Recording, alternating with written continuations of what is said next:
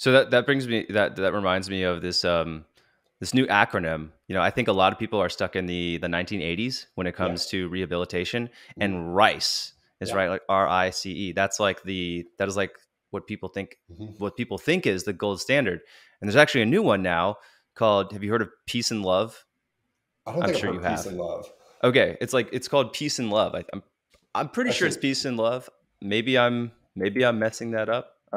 Yeah, it's called Peace and Love. It was developed by um, I don't know if it was physical therapists in Britain, but it was a British development of some sort, and it's a different acronym on how people should be addressing injuries now, because mhm. we know that if you avoid addressing an injury and you just let it rest, that there's no circulation going there, there's Yeah. no sort of recovery happening.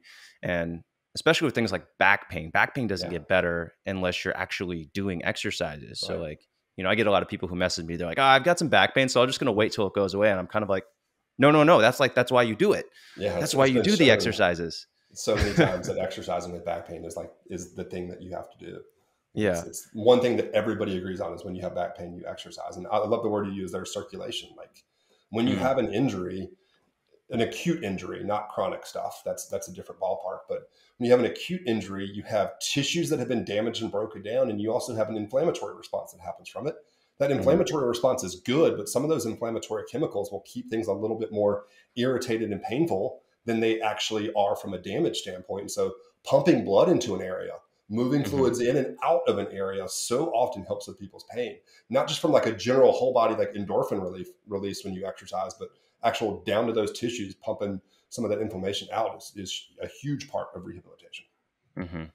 So like would you say that rice is outdated, or what aspects of it do Yeah, you think people rice is outdated. okay. So what Protects about it, like what about it should people totally, not follow? the rest. So we want to be The doing some form of rest. exercise. I mean, even if somebody's Okay. coming to me with like highly irritable back pain, we can do something like get on an exercise bike, or an echo bike is probably Mhm. my favorite. So an echo bike or a Swin Airdyne bike, which more people are probably familiar with that. You have a pedal as well as arm pumps. And so your back's not even really doing anything, but your legs moving gets blood Mhm. pumping from your heart all the way down to the lower body. Your arms moving back and forth, gets everything pumping in your arms. You're just going to get your heart rate jacked up, and you're going to work the biggest mover of fluids in your body being your heart.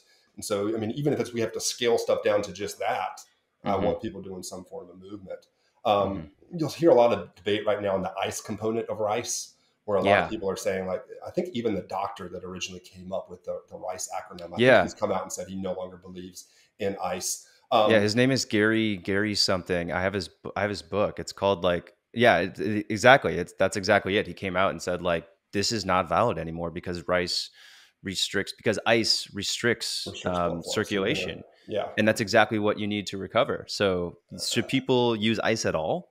I think there are times to use it and times to not. I think that's one of the more minor details in terms of rehab, whether it's going Mm, to go as fast as possible or slow as possible. I could be okay. wrong about this. I'm telling you, this is more my opinion, not science based. But um, look, if you're really really irritated and you need to ice something down to numb it for a period of time, Hmm. please numb it, rather than going and getting on like a pill that we all know that getting on, Mm, a big time pain reliever medication is not going to be good for you long term. I'd rather you ice than do that.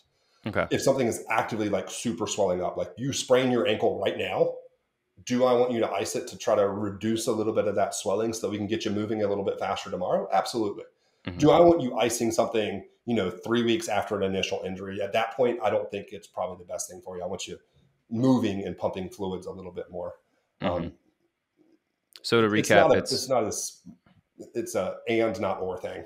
okay. So it's good for when an injury initially happens, and if you need temporary pain reduction. Need temporary But pain reduction and something's like actively really swelling, then utilize it. Other than that, I don't think it has a big effect, positive, maybe a minor effect in negative.